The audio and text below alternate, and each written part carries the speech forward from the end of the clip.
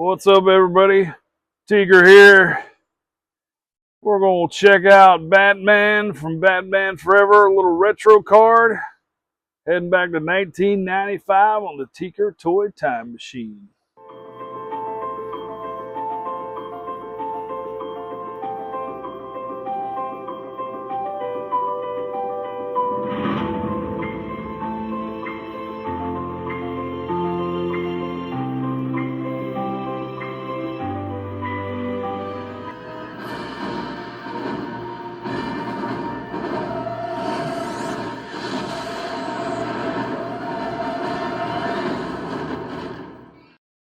What's up, everybody? Teeeker here.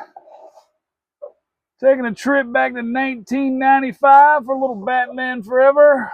We'll unbox them, we'll check them out. I'll be honest, I was not impressed by the Riddler or the Robin. I'm sure if you watched the other video, but my OCD makes me have to open Batman. And Batman's so cool, we gotta check it out. So we're gonna open him up. We already know he doesn't have any weapons. Let's see what he's got. What do you suggest, Alfred? By sea or by air?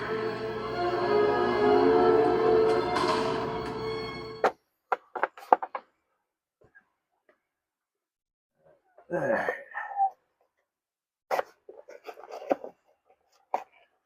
Yeah, we talked a lot about Batman Forever, and the video about Riddler and Robin. Okay movie. Again, I liked it when I was a teenager. As I watched it as an adult, it's very, very okay of a movie. These are retro cars. Like I said, I never actually had these, so I picked these up at Target's. This won't be a very long video.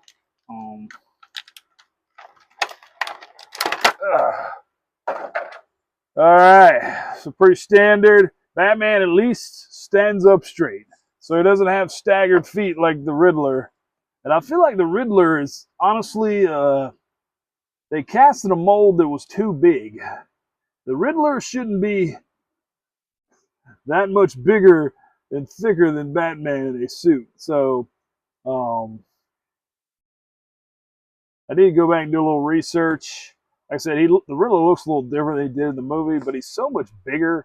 I thought maybe that he was just bigger than Robin, which Robin's actually looks like he's a little bigger than Batman also.